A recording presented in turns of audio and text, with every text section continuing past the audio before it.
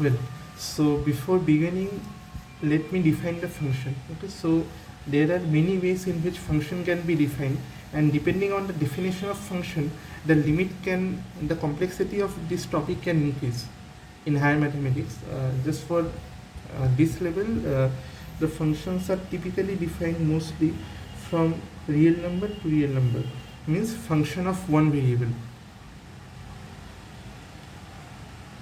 So what a function of multivariable, that is not required at this level, that you can learn easily in your first or second year once you get into some of the colleges. Even in engineering it is taught, I guess. So we'll discuss limit for function of one variable. So since I'm restarting after a long time, so I will try to decrease the amount of nonsense stuff in my video, and I apologize for all the nonsense stuff and that have referred in my previous videos. So I will try to decrease it as much as possible. Also, I will try to keep the ratio of concepts to questions in the ratio of 1:2. Means if I introduce to you one concept, I will try to take as many examples of situations as possible. So videos will be very random. There are no specific subjects that I started a course and gave a detailed lectures on that. I expect that you all are going to school or are enrolled in some coaching where this type of things are going on. Even if you are not taking any coaching and using self-study, there are plenty of resources available in YouTube where this work of means like they start a chapter called functions, and in some 100 or so lectures they discuss all the topics like limit, continuity, differentiability, or other. If they do some coordinate geometry practice, they teach straight lines, circle, ellipse, parabola, hyperbola, and all that things. So that is not my aim, because many resources are available in the YouTube. So what is the aim of this video, that concept of limit of a function? So I will try to I will try to introduce the concept in very few words, so that the thing that you have learned gets recalled. So in short, my videos will help you to recall your concepts and also to test it so that you can sharpen it further. Okay, so without any further delay, let's get started.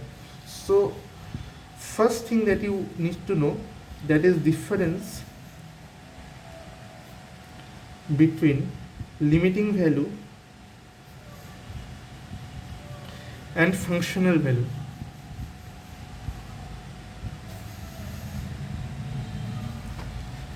So what do you mean by limiting value of a function? So I will start by explaining with examples, as I have told in my previous videos also.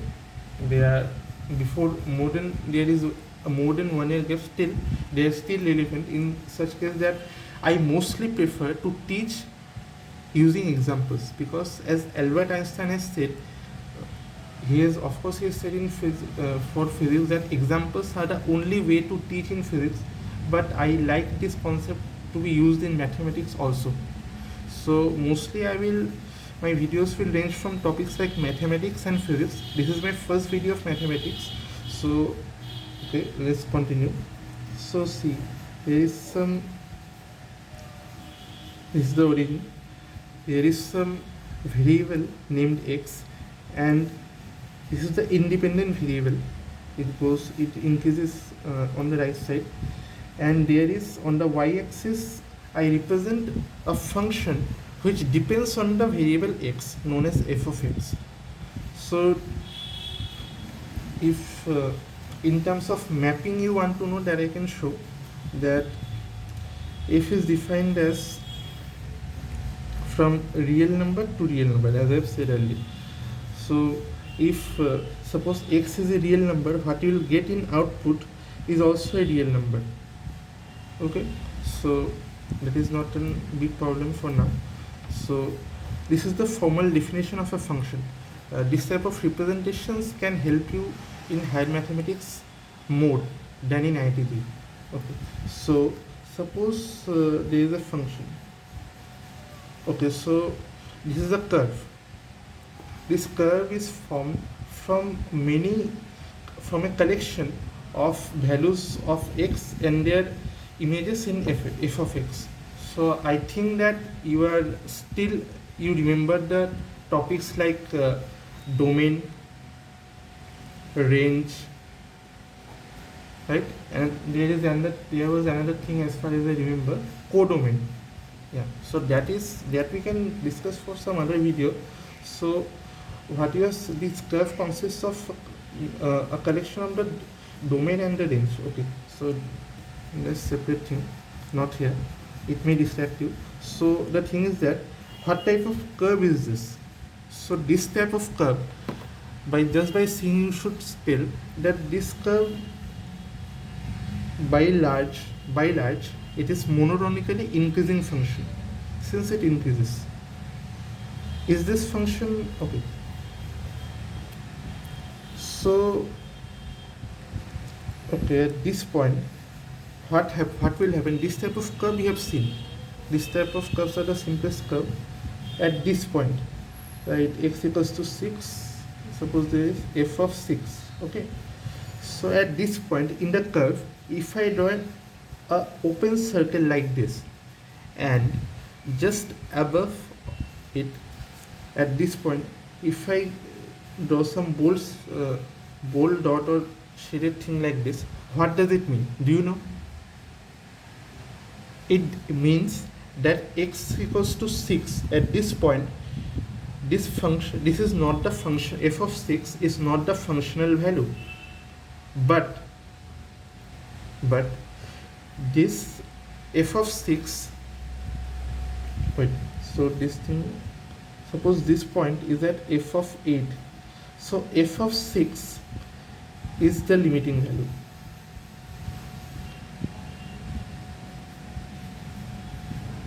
Value of f of x at x equals to 6, but this is not the functional value. What is the functional value? F of 8. Okay, so yeah, this was the difference between limiting value and functional value, but I apologize for a bit of nonsense, because one thing I missed, which I should have told you earlier, that is, when does a limit exist? So I presuppose that you might have known this, but still let me remember it. So limit exists. This means if and only if left hand limit exists, right hand limit exists, and left hand limit is equals to right hand limit. So what is the meaning of left hand limit? So in this case, typically when you approach the point 6 from the left side, means you are going from the left side. So in the number line or in the x-axis, you are going from the left side, means first you are going at 3, 4, 5, then you are coming closer and closer to 6, but never touching 6, because if you touch 6, you will get at f of 8, and then then it will no longer be a limiting value, because the concept of limit means x tends to 6, not x equals to 6. This tends to is very much important to know, that the value of x never reaches 6 actually. And if you are thinking that okay, there are finite number of steps, this is not so. There is no limit that how much closer you can go to the value of 6, like 5.90, 5.99, again 9999, like this. There are infinite numbers in the real line between 5.9 and 6. So there is no upper limit in which you can get closer and closer to 6, but at x equals to 6 it will be f of 8. Okay, so left hand limit means that you are going to 6 from the left hand side. And how do you represent it? You must have remembered. Still I am telling, x tends to 6 minus, right? Minus means from the left hand side. And similarly for the right hand limit, as it might be obvious by analogy, but right hand limit means that you are approaching this function from the right hand side.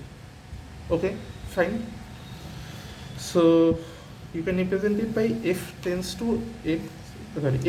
to 6 plus, and left hand limit right hand limit means that the value of the function that you receive as the limiting value, either as you go from the left hand side or from the right hand side, are equal, then only the limit exists. In this case, it doesn't matter I go from which direction, from the this side or that side, I end up getting my limiting value. Remember, limiting value, not functional value, as f of 6. So the limit exists. But here comes the second example, which is important to explain this concept. So suppose there is a function like this. Okay, sorry. So in this function, suppose this difference occurs at a point. Again, it is f of 6, but this is a separate function, right? Suppose g of x. Again, same thing, it is a function of one variable. So I'm not defining it at this point. Okay, so in this case, limit x tends to 6 minus g of x, is it equal to limit x tends to 6 plus g of x? Is it equal? You tell me. If you have understood what I have told just up to this point, whether it is nonsense or something of great sense, you should answer this. So, does the limit exist? No, right? Why? Because at x equals to 6, it is clearly visible that these two are separate points, right? For better understanding, suppose this is g of 8, this is g of 6, fine. Even if I put a circle known as the blank circle, so this is a blank circle and this is a filled circle. These terminologies I will be using further for this type of situation. These two dots, these two circles or small circles, you must know. Even if I put a blank circle on both of these points and put a filled circle somewhere in between, still the limit does not exist. Why? Because 1 and 2 conditions are fulfilled, that okay, this thing exists, but the thing is that left hand limit is not equals to right hand limit, so this does not exist. So this thing is not true, that they are unequal, so the limit does not exist. Fine. And okay, so these are the two basic things where students struggle and often develop misconceptions. So one of the aim of my video is to remove the misconceptions and fill the gaps that might have crept in your preparation, either consciously or unconsciously. So how many minutes? Okay, it's 14 minutes. So I will wrap it up all by adding the third point. So this point, I will try to explain a good concept known as sandwich rule.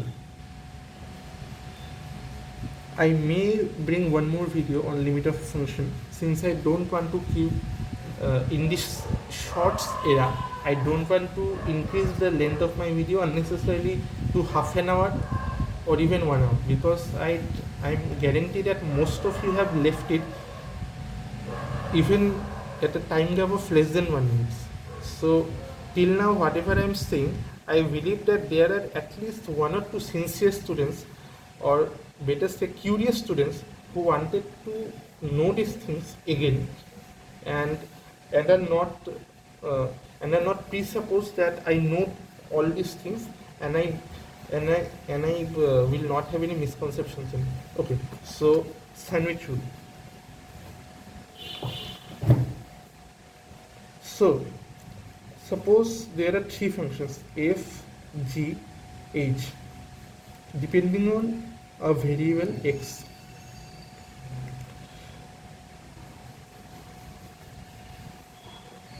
In sandwich, what happens? There are two pieces of bread or two slices of bread, and in between there is something known as cheese, paneer, or anything else, whatever you want. So suppose this lower function is f, this top function is not g but h, and this cheese is g. Okay, so if the limiting value of f of x and h of x are equal, what does it mean? You say that limit x tends to a, f of x is equals to limit x tends to a, h of x is equals to L. If this is satisfied, that the limiting value of a function of two functions are equal, then any function which has a value in between the value of two functions, there also the limiting value of will be equals to L. So this thing might seem a bit of like common sense to some people. For some people, they might think of the proof. The proof is not important, but I I need to refer to one or two books for presenting the proof. Even though I have not done any pre-preparation before making this video, still I need to give some time on that, so that I am not preferring. You can easily find on some of your books if you are interested. But why I am not giving the proofs at this stage is because I want you to visualize, or better say develop the intuition, that by seeing the thing you get some of bit intuition. Okay, so maybe by this and this way it can come. In this way, even though you will be not very good in writing formal proofs like most mathematician demands, like in your school teachers demand, like given in textbooks and all, but you can give a nice visual proofs, that by seeing the graph you can tell, okay, this function has this limiting value, this continuing value, this is not continuous, neither is it differentiable, and so on. Okay, so yeah, so what is the use? So this direct use comes for functions like this.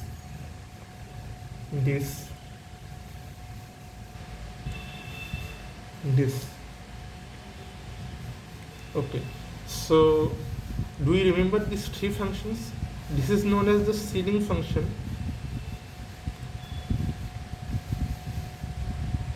This is greatest integer function. Remember GIF, there is an I in between. And this is fractional function. As far as I am not sure about the name, maybe this is the name, fractional function. So the definition is that greatest integer function, even though the name is greatest integer, still if there is some value like 5.9 and you take the greatest integer, this will return you 5. So even though the name is greatest integer function, still the function will return you the lowest integer. Okay, and if this was the case for ceiling function, even with 5.1, okay, remember in ceiling function there is no horizontal line at the lower part. Okay, so beware of it. Even with 5.1, it will return you 6. Okay, this is the case of ceiling function. And first let me define the fractional function. This is a stage where the remembering the definition is worth it, or for me making you remember the definition once more is worth it, because this definition will be directly used in questions which I may take up in next videos. So maybe today I can take one question. So this basic definition was that, as far as I remember, I learned it somewhere around 3 years ago, or sorry, in 2020 to 2021. At that stage, it is something like this. Okay, sorry for this dot. It doesn't mean derivative. Normal x minus. Okay, so you take a number, subtract the integral part of it or the integer part of it. Like for say you take 5.9 and you subtract 5 from it. If you take the greatest integer function of 5.9, you will get 5, and what you get in return is 0.9. So you might have guessed that it will always return something between 0 to 1. Not even 1, means 1 is in open interval, means it will always give something which is less than 1 and more than 0. Can it be negative? No, because greatest integer function, as I have said, always will give you a shorter function. Okay, it can be negative. I have to check once more, because I have not considered one case. Whatever I have told just now for all these points was for x greater than 0. Remember I told 5.9. What if it is minus 5.9? What will this happen? I don't remember it. I have to check once more. But you can, if it is clear for you, you can write in the comments. It will be easier for me to learn as well. That is the aim. So I am making these videos. There is also a thing that I want myself to remember all these things, so that it becomes more clear. Like while telling you guys, I understood that this concept is weak, that I don't remember exactly what will happen in minus sign, but I think that it will be something like minus 6. This is a wild case. You have to check. Even I have to check. Okay. So whenever any question comes, so directly we will jump to situations or example or questions, because examples can be tough, even more tough, so that when you do the examples, either seeing or not seeing, that will help you directly in tackling the questions. So I will try to take as much as tricky examples as possible, because in exams like JEE Advanced, IIT JEE Main, or even NEET is very easy in terms of the difficulty level. But in terms of the number of students, it is more tough than JEE Advanced.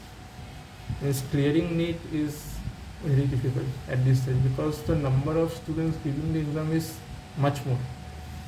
Okay, so what I was telling is that whenever there is some question like limit x tends to 3 fractional x, what you have to do is directly, one thing you remember, directly never apply the limit on these functions. Why? Because you have to always break this thing into this definition. Not even you can apply the limit on the greatest integer function directly, because okay, now this whole thing was in bracket. Okay, so limit x tends to 3, you know, let's leave some space for it. But before doing anything else, one thing you see, that are you sure that when you approach x from 3, the direction doesn't matter in this case? Right.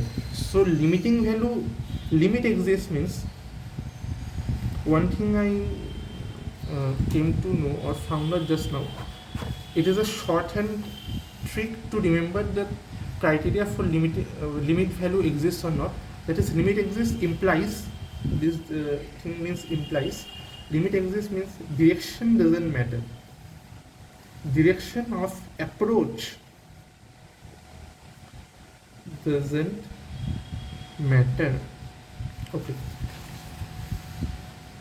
So, but in this case it matters, because see what happens here. When you go from 3.2 to 3.1 and then go to 3, this function will give you 3. But the same, this is for 3 plus, limit x tends to 3 plus.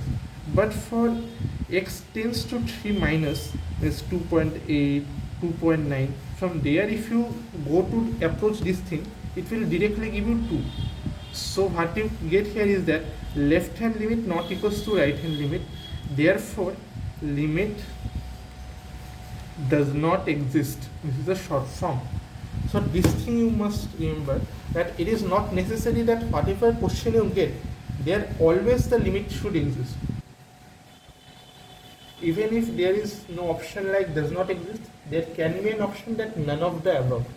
So in that cases, in very trivial case, this is important, that none of the above or does not exist. So enough for today. If you really think I'm eligible to upload further videos, please do let me know. If you guys give some positive feedback to me, that means a lot to me. I personally read comments whenever I get some time, because after third year, means after taking the major subject at ISER, unlike it was somewhere 1 or 2 years before, that time I had to read many subjects, so it was a bit hectic for me, the academics. But now I think after completing the third year, more or less during the classes after it gets started, just 1 month before exam, the academics a bit hectic.